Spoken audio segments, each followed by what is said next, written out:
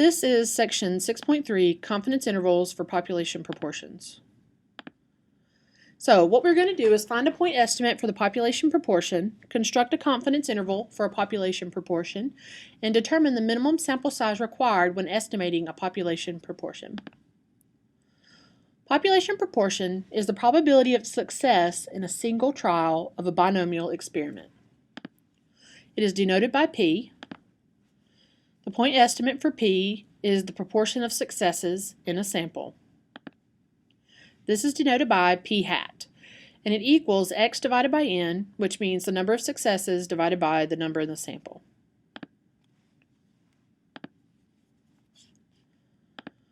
P is our population parameter, and our sample statistic is P hat. If we want to find Q, we can be noted by Q hat, which equals 1 minus P hat. This is very similar to what we were doing in the binomial experiments in Chapter 4 so far. So a confidence interval for the population proportion P, we need to add and subtract the error to P hat, where the error is the z-score times the square root of P hat times Q hat divided by n. So like in previous sections, we have the error. We're going to add and subtract that to our point estimate and to infer about our population. And our error formula hasn't changed too much. We're back to the z-score, and then we're going to multiply it by the square root of P hat times Q hat divided by n. Now this part did change drastically from the previous ones. We are still dividing by n, but everything is under the square root. So we're going to multiply that whole thing by the z-score. So, in words, I want to identify the sample statistics, n and x. Then we're going to find the point estimate, P hat, which is x divided by n. Then the first thing we need to do is to make sure that it can be approximated by the normal distribution, which means n times P hat and n times Q hat are both greater than or equal to 5. Then we can find the critical value. We can use the standard normal table, or we can use norm.s.inverse in Excel. Then we're going to find the margin of error, and our formula is the error equals the z-score times the square root P hat Q hat divided by n. Then we're going to subtract E from P to get our left endpoint, add E to P hat to get our right point, and make our interval. And then we're going to interpret our results. So in a survey of 1,219 U.S. adults, 354 said that their favorite sport to watch is football. Find a point estimate for the population proportion of U.S. adults who say their favorite sport to watch is football. So we have n equals 1219 and x equals 354. So to find P hat, we take x, the number of people that were successes that said they did like football, divided by the total of people in the sample. And we get 29%, or proportion of 0.290402. Now I want to construct a 95% confidence interval for the proportion of adults that we just found. So first, we need to find Q. So that is 1 minus P, so 1 minus 0.29 gives us 0.71. We need to verify that n times P hat and n times Q hat is greater than 5, and it is in this problem, so we can continue. Then we're going to find the margin of error, which is the error equals 1.96, since it's a 95% confidence interval. And we have discussed going over that in class, and we will continue to. And then multiply that by the square root of P hat times Q hat divided by n. This gives us 0.025. To find the left endpoint, we need to subtract our error from our population proportion, our sample proportion, P hat, and we get 0.265. And then on the right, we need to add it. This will get us our interval that we can use to infer upon the population proportion. So we have an interval of 0.265 is less than P is less than 0.315.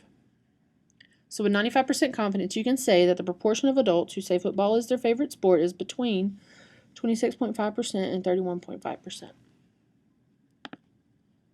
Given a C confidence level and a margin of error E, the minimum sample size n needed to estimate P is given by the following formula. This is just the formula for error rewritten and solved for n. This formula assumes you have an estimate for P and for P hat and for Q hat. If not, use p hat to be 0.5 and q hat to be 0.5. Since they both need to add to 1, in that situation, 0.5 plus 0.5 is 1. That's only when p hat and q hat are not given. So you are running a political campaign and wish to estimate with 95% confidence the proportion of registered voters who will vote for your candidate. Your estimate must be accurate within 3% of the true population. Find the minimum sample size needed if no preliminary estimate is available. Therefore, if there's no preliminary estimate, we're going to use p hat to be 0.5, and that'll give us q hat to be also 0.5. So the confidence interval is 0.95, which gives us a z-score of 1.96, and we wanted it to be within 3%, so our error is 0.03. So we plug this into the formula, p hat times q hat times the z-score divided by the error, quantity squared. This gives us 1,067.11. Now, if this is a sample size, so if I need that 0.11, I need to make sure I have enough people, so I need to round up to the nearest number. So I need 1,068 voters.